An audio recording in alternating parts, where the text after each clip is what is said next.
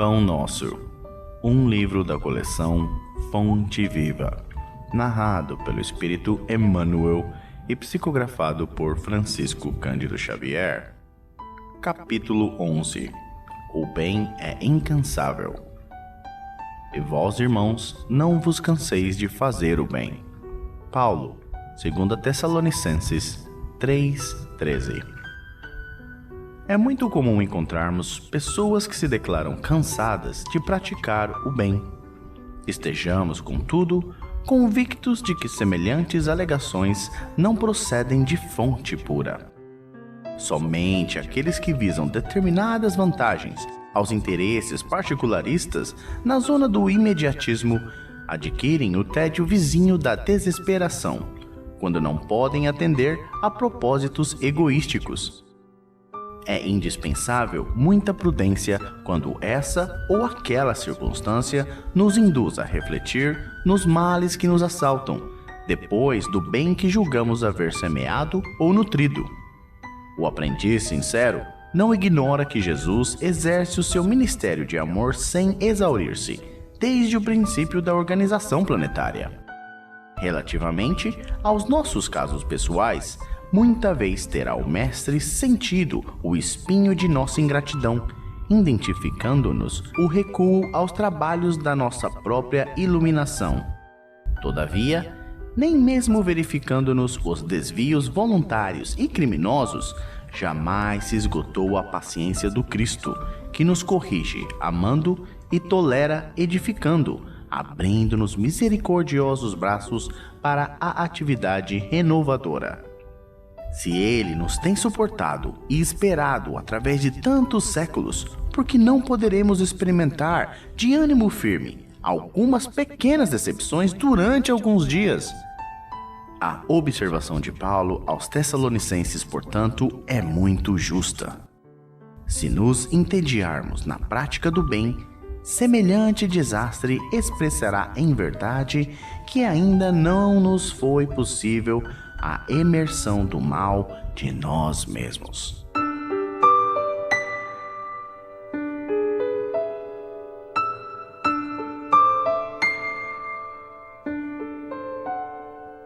Capítulo 12. Pensaste nisso? Sabendo que brevemente hei de deixar este meu tabernáculo, segundo o que também nosso Senhor Jesus Cristo já mo tem revelado. 2 Pedro 1:14. Se muitas vezes as grandes vozes do cristianismo se referiram a supostos crimes da carne, é necessário mencionar as fraquezas do eu, as inferioridades do próprio espírito, sem concentrar falsas acusações ao corpo, como se este representasse o papel de verdugo implacável, separado da alma, que lhe seria então prisioneira e vítima. Reparamos que Pedro denominava o organismo como sendo o seu tabernáculo. O corpo humano é um conjunto de células aglutinadas ou de fluidos terrestres que se reúnem sob as leis planetárias, oferecendo ao espírito a santa oportunidade de aprender, valorizar, reformar e engrandecer a vida. Frequentemente, o homem, qual operário ocioso ou perverso, imputa ao instrumento útil as más qualidades de que se acha acometido. O corpo é concessão da misericórdia divina para que a alma se prepare ante o glorioso porvir. Longe da indébita acusação à carne, reflitamos nos milênios despendidos na formação desse tabernáculo sagrado no campo evolutivo. Já pensaste que és um espírito imortal, dispondo na terra por algum tempo de valiosas potências concedidas por Deus às tuas exigências de trabalho? Tais potências formam-te o corpo. Que fazes de teus pés, de tuas mãos, de teus olhos, de teu cérebro? Sabes que esses poderes te foram confiados para honrar o Senhor, iluminando a ti mesmo? Medita nestas interrogações e santifica o teu corpo, nele encontrando o templo divino.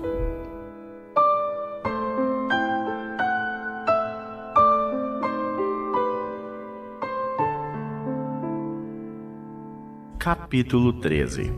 Estações necessárias. Arrependei-vos, pois, e convertei-vos, para que sejam apagados os vossos pecados, e venham assim os tempos do refrigério pela presença do Senhor. Atos 3:19. Os crentes inquietos quase sempre admitem que o trabalho de redenção se processa em algumas providências convencionais e que apenas com certa atividade externa já se encontram de posse dos títulos mais elevados junto aos mensageiros divinos. A maioria dos católicos romanos pretende a isenção das dificuldades com as cerimônias exteriores. Muitos protestantes acreditam na plena identificação com o céu tão só pela enunciação de alguns hinos, enquanto enorme percentagem de espiritistas se crê na intimidade de supremas revelações apenas pelo fato de haver frequentado algumas sessões. Tudo isso constitui preparação valiosa, mas não é tudo. Há um esforço iluminativo para o interior, sem o qual homem algum penetrará o santuário da verdade divina. A palavra de Pedro à massa popular contém a síntese do vasto programa de transformação essencial a que toda criatura se submeterá para a felicidade da união com o Cristo. Há estações indispensáveis para a realização, porquanto ninguém atingirá de vez a eterna claridade da culminância. Antes de tudo, é imprescindível que o culpado se arrependa, reconhecendo a extensão e o volume das próprias faltas, e que se converta, a fim de alcançar a época de refrigério pela presença do Senhor nele próprio. Aí chegado, habilitar-se-á para a construção do reino divino em si mesmo. Se realmente já compreendes a missão do Evangelho, identificarás a estação em que se encontras e estarás informado quanto aos serviços que deves levar a efeito para demandar a seguinte.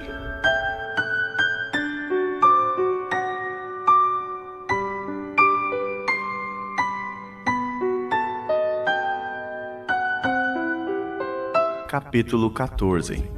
Páginas. Mas a sabedoria que vem do alto é primeiramente pura, depois pacífica, moderada, tratável, cheia de misericórdia e de bons frutos, sem parcialidade e sem hipocrisia. Tiago 3:17. Toda página escrita tem alma, e o crente necessita auscultar-lhe a natureza. O exame sincero esclarecerá imediatamente a que esfera pertence, no círculo de atividade destruidora no mundo ou no centro dos esforços de edificação para a vida espiritual. Primeiramente, o leitor amigo da verdade e do bem analisar-lhe-ás as linhas, para ajuizar da pureza do seu conteúdo, compreendendo que, se as expressões foram nascidas de fontes superiores, aí encontrará os sinais inequívocos da paz, da moderação, da afabilidade fraternal, da compreensão amorosa e dos bons frutos, enfim. Mas, se a página reflete os venenos sutis da parcialidade humana, semelhante mensagem do pensamento não procede das esferas mais nobres da vida. Ainda que se origine da ação dos espíritos desencarnados supostamente superiores, a folha que não faça benefício em harmonia e construção fraternal é apenas reflexo de condições inferiores. Examinai, pois, as páginas de teu contacto com um pensamento alheio diariamente, e faze companhia àquelas que te desejam elevação. Não precisas das que te se figurem mais brilhantes, mas daquelas que te façam melhor.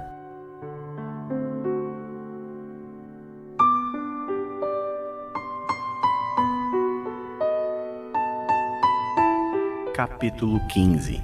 Pensamentos. Quanto ao mais, irmãos, tudo o que é verdadeiro, tudo o que é honesto, tudo o que é justo, tudo o que é puro, tudo o que é amável, tudo o que é de boa fama, se há alguma virtude e se há algum louvor, nisso pensai. Paulo, Filipenses 4:8. Todas as obras humanas constituem a resultante do pensamento das criaturas. O mal e o bem, o feio e o belo, viveram antes de tudo na fonte mental que os produziu, nos movimentos incessantes da vida. O Evangelho consubstancia o roteiro generoso para que a mente do homem se renove nos caminhos da espiritualidade superior, proclamando a necessidade de semelhante transformação rumo aos planos mais altos. Não será tão somente com os primores intelectuais da filosofia que o discípulo iniciará seus esforços em realização deste teor. Renovar pensamentos não é tão fácil como parece à primeira vista.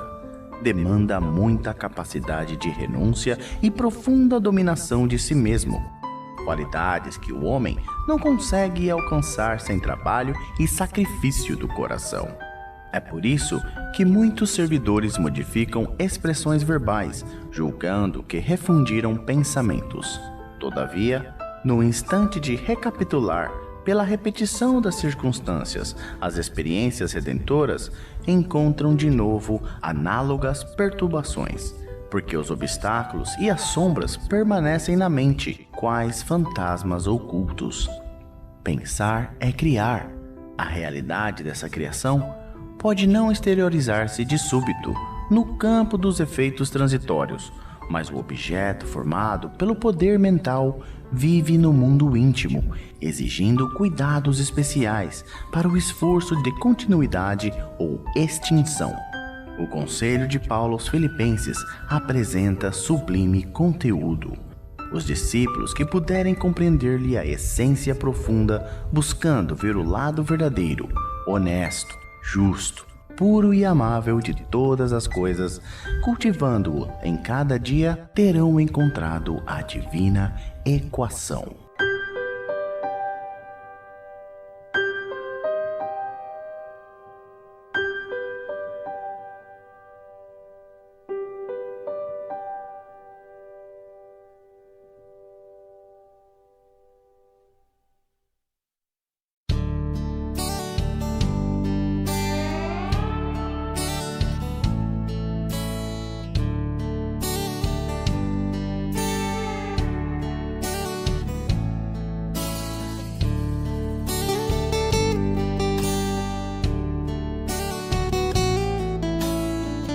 Pão Nosso, um livro da coleção Fonte Viva, narrado pelo Espírito Emmanuel e psicografado por Francisco Cândido Xavier.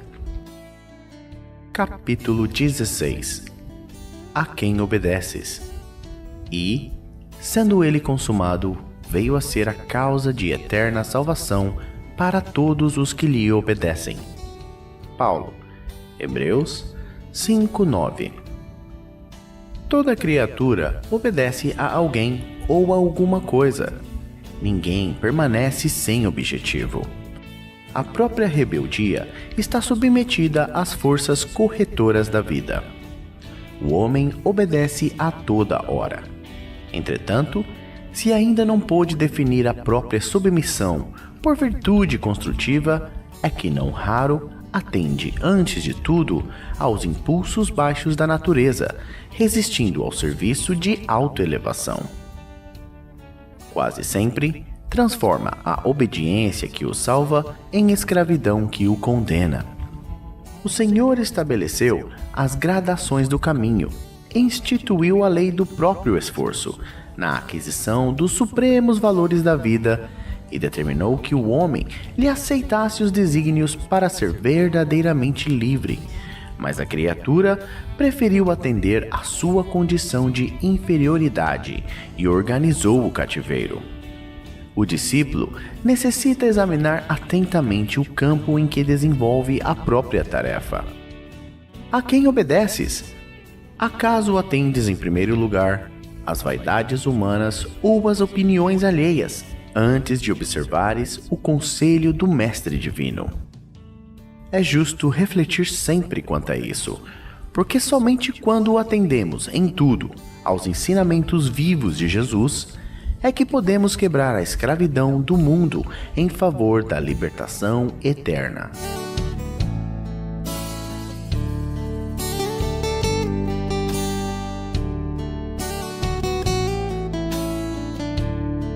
Capítulo 17. Intercessão. Irmãos, orai por nós. Paulo, 1 Tessalonicenses 5:25. Muitas criaturas sorriem ironicamente quando se lhes fala das orações intercessórias. O homem habituou-se tanto ao automatismo teatral que encontra certa dificuldade no entendimento das mais profundas manifestações de espiritualidade. A prece intercessória, todavia, prossegue espalhando benefícios com os seus valores inalterados.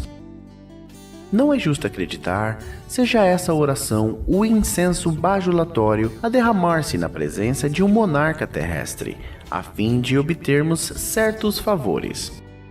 A súplica da intercessão é dos mais belos atos de fraternidade e constitui a emissão de forças benéficas e iluminativas que, partindo do espírito sincero, vão ao objetivo visado por abençoada contribuição de conforto e energia. Isso não acontece, porém, a pretexto de obséquio, mas em consequência de leis justas.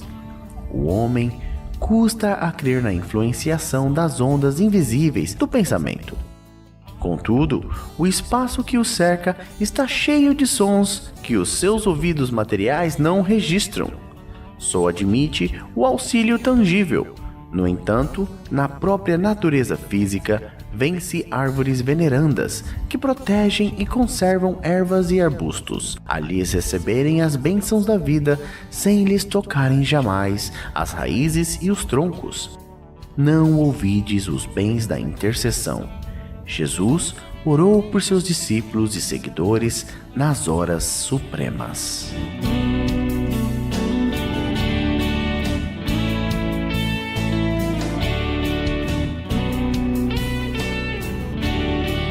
Capítulo 18. Provas de fogo. E o fogo provará qual seja a obra de cada um. Paulo, 1 Coríntios 3:13. A indústria mecanizada dos tempos modernos muito se refere às provas de fogo para positivar a resistência de suas obras. E ponderando o feito, recordemos que o Evangelho igualmente se reporta a essas provas há quase 20 séculos, com respeito às aquisições espirituais.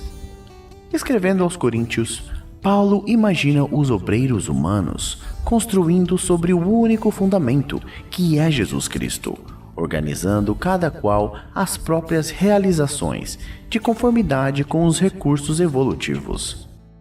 Cada discípulo, entretanto, deve edificar o trabalho que lhe é peculiar, convicto de que os tempos de luta o descobrirão aos olhos de todos, para que se efetue o reto juízo acerca de sua qualidade.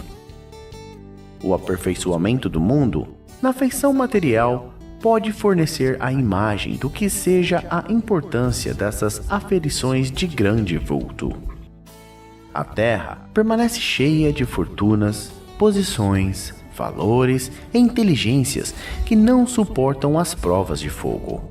Mal se aproximam os movimentos purificadores, descem precipitadamente os degraus da miséria, da ruína, da decadência.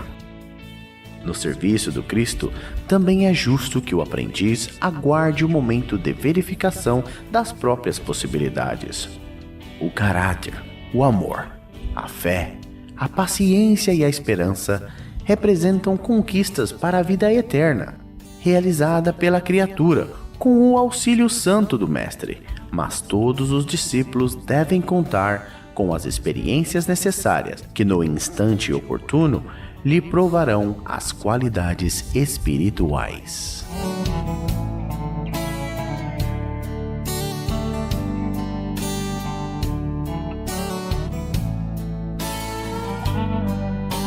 Capítulo 19. Falsas alegações. Que tenho eu contigo, Jesus, Filho do Deus Altíssimo? Peço-te que não me atormentes. Lucas 8:28. O caso do espírito perturbado que sentiu a aproximação de Jesus, recebendo-lhe a presença com furiosas indagações, apresenta muitos aspectos dignos de estudo. A circunstância de suplicar ao Divino Mestre que não o atormentasse requer muita atenção por parte dos discípulos sinceros. Quem poderá supor o Cristo capaz de infligir tormentos a quem quer que seja? E no caso, trata-se de uma entidade ignorante e perversa que nos íntimos desvarios muito já padecia de si mesma. A vizinhança do mestre, contudo, trazia-lhe claridade suficiente para contemplar o martírio da própria consciência, atolada num pântano de crimes e defecções tenebrosas. A luz castigava-lhe as trevas interiores e revelava-lhe a nudez dolorosa e digna de comiseração. O quadro é muito significativo para quantos fogem das verdades religiosas da vida, categorizando-lhe o conteúdo à conta de amargo elixir de angústia e sofrimento.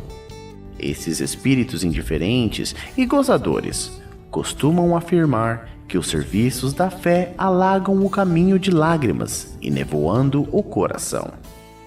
Tais afirmativas, no entanto, denunciam-nos.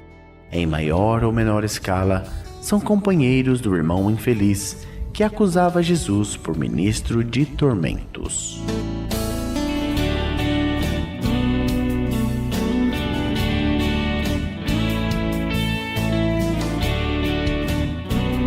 Capítulo 20. A marcha. Importa, porém, caminhar hoje, amanhã e no dia seguinte. Jesus. Lucas 13:33. Importa seguir sempre, em busca da edificação espiritual definitiva. Indispensável caminhar, vencendo obstáculos e sombras, transformando todas as dores e dificuldades em degraus de ascensão. Traçando o seu programa, referia-se Jesus à marcha na direção de Jerusalém, onde o esperava a derradeira glorificação pelo martírio. Podemos aplicar, porém, o ensinamento às nossas experiências incessantes no roteiro da Jerusalém de nossos testemunhos redentores. É indispensável, todavia, esclarecer a característica dessa jornada para a aquisição dos bens eternos. Acreditam muitos que caminhar é invadir as situações de evidência no mundo, conquistando posições de destaque transitório, ou trazendo as mais vastas expressões financeiras ao círculo pessoal. Entretanto, não é isso. Nesse particular, os chamados homens de rotina talvez detenham maiores probabilidades a seu favor. A personalidade dominante, em situações efêmeras, tem a marcha inçada de perigos, de responsabilidades complexas, de ameaças atrozes. A sensação de altura aumenta a sensação de queda. É preciso caminhar sempre, mas a jornada compete ao Espírito Eterno, no terreno das conquistas interiores. Muitas vezes, certas criaturas que se presumem nos mais altos pontos da viagem para a sabedoria divina se encontram apenas paralisadas na contemplação de fogos fátuos. Que ninguém se engane nas estações de falso repouso. Importa trabalhar, conhecer-se, iluminar-se e atender ao Cristo diariamente. Para fixarmos semelhante lição em nós, temos nascido na terra, partilhando-lhe as lutas, gastando-lhe os corpos, e nela tornaremos a renascer.